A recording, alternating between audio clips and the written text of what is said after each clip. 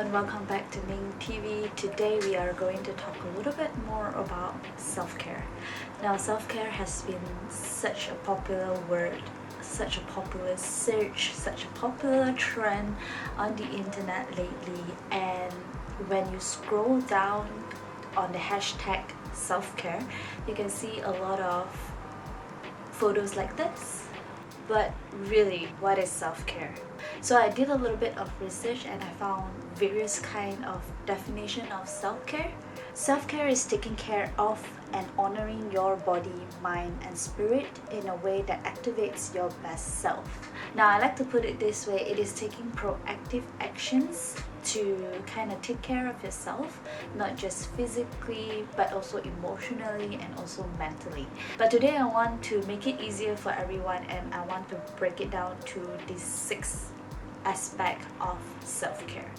Now the first kind of self-care is the physical self-care. These are the activities that you attend to for your physical needs. For example, your diet, exercise and also your sleep. Most importantly, your sleep.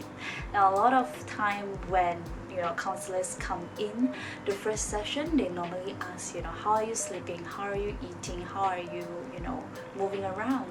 So these are the very essential questions to make sure that you are in a good state or a healthy state.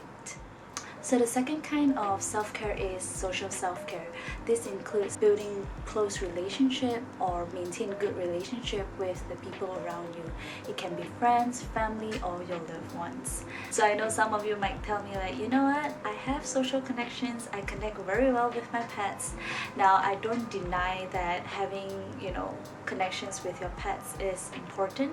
However, having human connections are also very crucial in maintaining good or healthy well-being. One of the important question is that am I getting enough face-to-face human connection this week or this month? So if you feel like you have been a little bit down, especially when life gets a little bit more busy, remember to give a call to someone or meet up someone. When life gets a little bit busier, it's easy for us to kind of forget that we need human connections. So make sure you check in with yourself and remember to just kind of slot in time and make time for some meetups or right now virtually meeting up your friends. The third one is mental self-care. Now these are activities that help you kind of stimulate your mind and also fulfilling your mental needs. For example, learning and also practicing gratitude or self-compassion is also one of the mental self-care activities you can keep in mind. Some of the things that I really like doing is to carve out time to read, carve out time to journal or writing down doing some journal prompts, tuning inwards. Those are some of the things that you can also try doing. So some research have shown that lifestyle that includes religion or spirituality is generally a healthier lifestyle. So I'm not saying that you need to have a certain religion to help you fulfill these self-care needs. It also doesn't mean that you have to believe in a certain labeled religion or spirituality. For example, for me, I believe in law of attraction. I believe in the universe. That's why I am more prone towards asking questions around those areas. So some of the questions that you can tune into is finding out the meaning of your life and also making sense certain experiences that you have had in your life. Now the fifth kind of self-care is emotional self-care. It is actually very important for us to recognize emotions such as anger, anxiety, stress, sadness, and joy. All of these emotions plays a role in our life. There is no such thing as a bad emotions, no such thing as a good emotions. There is only the way that you are coping with all these emotions.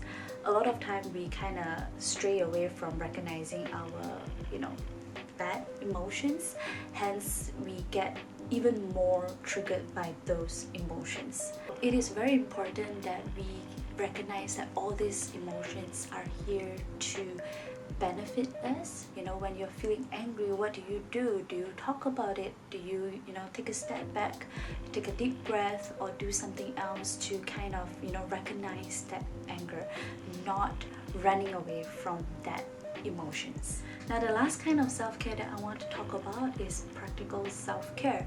This is something that not many people talk about. When I scrolled through this website, it showed me practical self-care, and I felt like it makes so much sense. Basically, practical self-care is tasks that you do in order to help fulfill the core aspect of your life.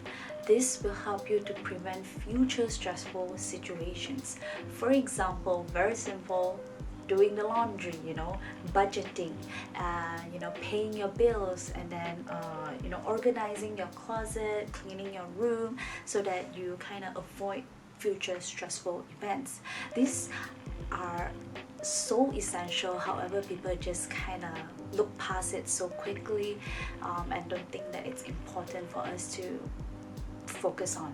But these are actually the things that really help us to make sure that we can perform our best self in a less stressful situation. One of the channel that I really like to refer to when I'm doing practical self-care is Michelle B. She actually talks about life admin tasks. She do a reset week or weekly reset day, and I adopt those methods and I adopt those programs, as you can tell, to kind of take care of my practical self-care needs. Alright, so that's it for this video. I hope this helps clarify a little bit of what self-care is about and give you an idea of what are the different kind of self-care that you can start practicing today.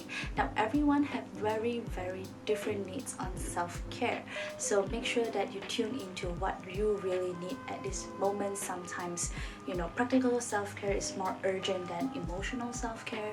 Sometimes, physical self-care is more urgent than your practical self-care. So you gauge what you need to do at this moment. Now, if you need a little bit more guidance, feel free to reach out to me on the email below, or you can just comment down below and I'll get back to you. Thank you so much for watching. I'll see you soon.